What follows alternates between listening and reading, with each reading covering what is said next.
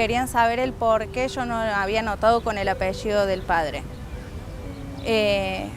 Cuando me llega esa citación, yo estaba negada a hacer el tema este de juicio por alimentos, qué filiación, ponerle el apellido y decir para qué si se borró, si no quieres saber nada.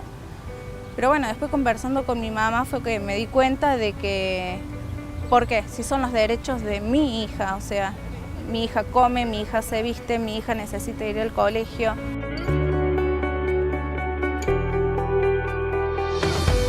Una cuota alimentaria implica derechos humanos fundamentales de los hijos. Desde el comienzo de la existencia del derecho argentino existe una obligación alimentaria para los progenitores en relación a sus hijos, que se ha ido afianzando a lo largo del tiempo y a lo largo de los años, de proveer el sustento de los hijos de determinadas edades. Los menores de edad, por supuesto, menores de 18 años, y posteriormente a esa edad, de 18 a 21 o eventualmente hasta los 25 si se capacitan, que forma parte de un entramado de derechos fundamentales de los hijos y a los que los papás y las mamás debemos proveer como parte fundamental de la responsabilidad parental que ejercemos. Bueno, la cuota alimentaria se determina en base a dos variables, en principio, que son las necesidades del beneficiario del alimento, niño, niña, adolescente, y la capacidad económica del alimentante. Es decir, siempre tiene que haber un entrecruzamiento entre estas dos variables a los fines de no caer o en una cuota que perfore estándares de mínima y que sea absolutamente insuficiente en relación a las necesidades del alimentado o alimentada, pero tampoco podemos imponer una cuota que no tenga en cuenta lo que realmente pueda pagar el alimentante.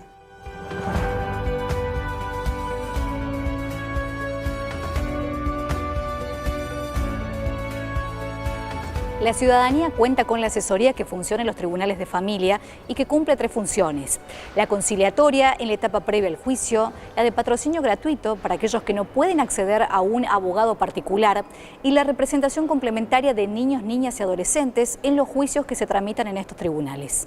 La cuota alimentaria se aborda desde esas tres funciones, pero ¿cómo se accede a este derecho?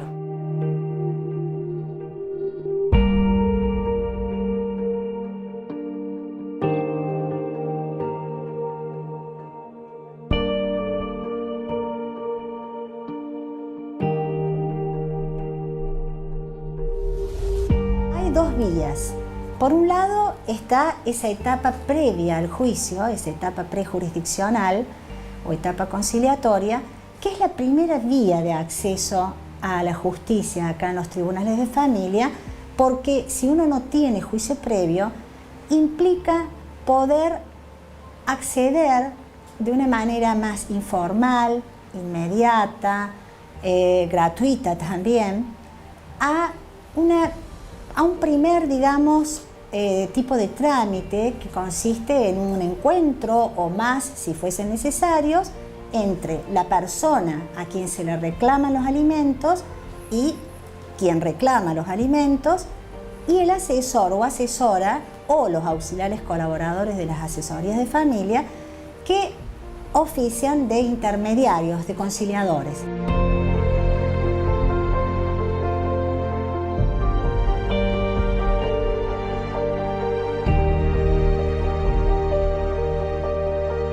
Si hay una necesidad urgente de alimentos, esta etapa previa se puede saltear y uno puede pedir ante un juez de familia o ante una juez de familia una medida cautelar, o sea, una medida urgente para que fijen alimentos provisionales o provisorios, como se llama. Para hacer eso, sí se requiere una asistencia letrada. Y eso entonces se realiza desde las asesorías de familia en esta función de patrocinio gratuito para todas aquellas personas que no pueden pagar los servicios de un abogado o una abogada particular.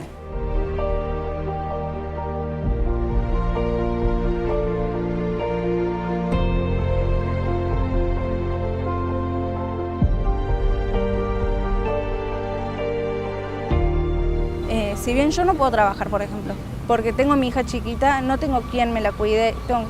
Imagínate, si tengo que trabajar, tengo que pagar una niñera. O sea, es pagar la niñera o comer directamente. Yo trabajaba en una estación de servicio antes, entonces pechaba. Pero bueno, desde que me dieron la cuota de alimento es como un alivio. Es un principio que es norte en este fuero de familia, que la pacificación de los conflictos. O sea, que las partes pueden arribar a un acuerdo.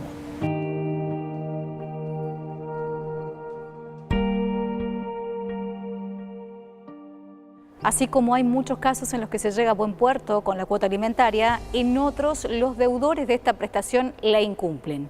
Acá el rol de los magistrados es clave para garantizar este derecho a los niños, niñas y adolescentes. El mayor número que tenemos de causas en danza o en trámite tienen que ver con la fijación, modificación de cuota alimentaria y su ejecución, lo cual también implica todo otro problema porque muchas veces fijamos cuotas de manera muy rápida, atendiendo estos principios de tutela judicial efectiva, tutela reforzada y todo lo que tenemos que hacer los tribunales de familia, pero luego, ¿qué pasa al momento de la ejecución de esa cuota? Es decir, bueno, la prestación concreta. Sí, logré una cuota equivalente a 2 salarios mínimo vital y móvil, pero no tengo un respaldo patrimonial para poder percibirlo, para poder cobrar, o, por ejemplo, el deudor se insolventó a los fines de no pasar el alimento o pasarlo defectuosamente. Ahí aparecen otras instituciones que tienen que ver con la ejecución de los alimentos, que es como sería el lado B, es la parte 2 de esto, y tenemos normas del Código Civil que nos permiten incluso ir contra los ascendientes. Hay parientes obligados, aparte de, por ejemplo, en materia de responsabilidad parental, aparte de los principales obligados al pago, tenemos la posibilidad de reclamar ascendientes, abuelos, etcétera. Y eso nos ha permitido también descomprimir un poco el tema de aquellas personas beneficiarias que no cobran alimento alguno. El trabajo cotidiano de los tribunales de familia marcan un porcentaje importante de nuestra tarea diaria. Nos llaman a ser creativos. Primero, hay situaciones en donde es fácil solucionar el tema. Si yo tengo un empleo, un obligado alimentario con un empleo en relación de dependencia, es muy fácil porque ordenamos la retención de esa prestación.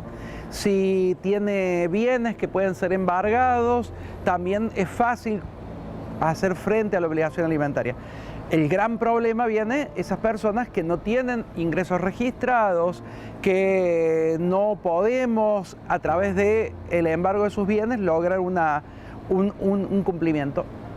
Ante ello, el Código Civil y Comercial, que ha sido muy pensado, muy trabajado en estas cuestiones, nos ha dado a las juezas y a los jueces que tenemos competencia en familia la posibilidad de tomar medidas que le llamamos familiarmente el artículo 553 del Código Civil. Son medidas que buscan, más que castigar, desalentar conductas. Y en eso hemos caminado a ver qué conducta puede hacer a un obligado que no paga, que empiece a pagar.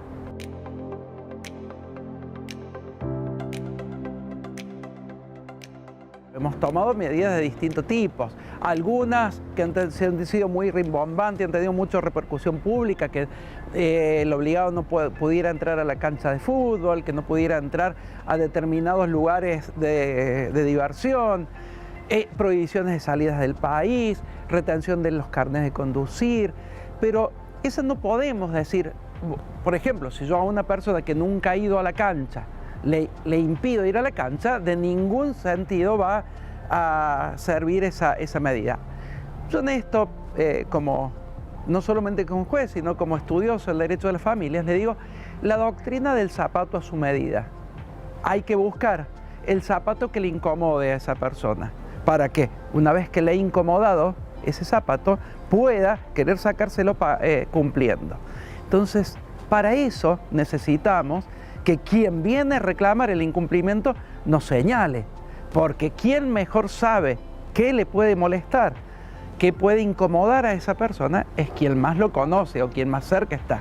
Entonces, pasa mucho. Yo he puesto muchos impedimentos de salir del país, pero esas personas no habían traspasado el Arco de Córdoba, por ejemplo. Entonces, ¿de qué servía? De nada.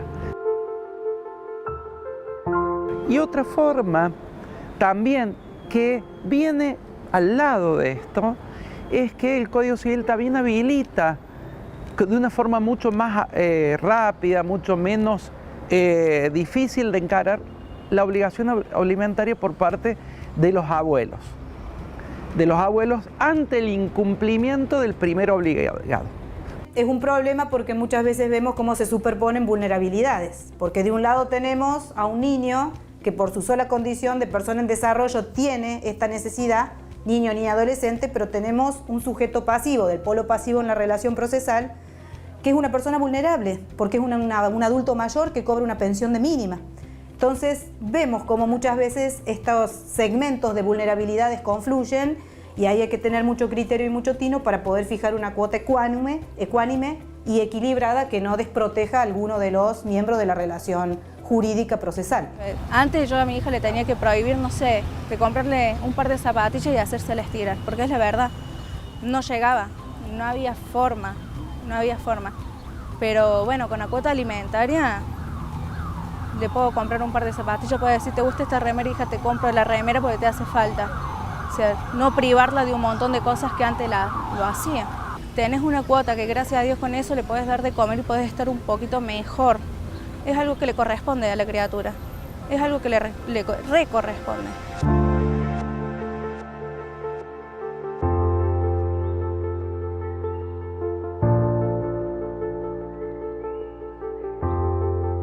Me parece importante que la gente tenga en cuenta qué documentación tiene que traer para poder iniciar un pedido de alimentos.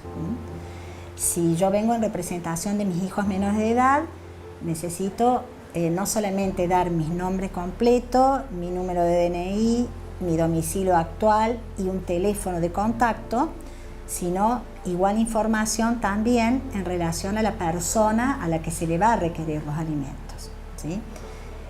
En cuanto a la documentación, tienen que traer la partida de nacimiento de los hijos o la libreta de familia también. En caso de que tengan actuaciones vigentes en el fuero de niñez, juventud y violencia familiar, deben acompañar la resolución o el oficio en donde se les notifica la medida dispuesta desde ese fuero. Y hay que traer también, para acreditar que uno no tiene medios para pagar a un abogado, lo que pueda probar cuáles son los ingresos que uno posee. Entonces, si uno trabaja en relación de dependencia, tiene que traer su recibo de haberes. Si uno es jubilado o pensionado, traer el haber de la pensión o jubilación. Si uno paga alquiler, traer el contrato y los recibos, los 2 últimos recibos de alquiler o el último recibo de alquiler, por ejemplo. Todo ello para acreditar la situación económica de quien está solicitando la asistencia jurídica gratuita para poder iniciar ante un juzgado de familia una medida urgente pidiendo alimentos. Tanto papá como mamá, o los dos papás o las dos mamás, de acuerdo a la configuración familiar que estemos, con las que estemos trabajando, puedan darse cuenta que los hijos no son un botín al momento de la separación, que los hijos siguen teniendo una serie de necesidades de todo tipo, no solamente de que el no conviviente aporte alimentos, sino que también puedan distribuir tiempos de cuidados, y esto es también para los dos, porque también otra gran conflictiva que vemos acá y que se hace también muy difícil de solucionar es la falta de colaboración de uno o de otro en esos cuidados, ya sea el conviviente principal, que muchas veces limita ese contacto, o el no conviviente que no aporta dinero, pero tampoco aporta cuidados en cada día o en determinados tiempos. Y que los chicos están más allá de ese rencor, de ese grupo familiar que no pudo seguir unido por las razones que sean.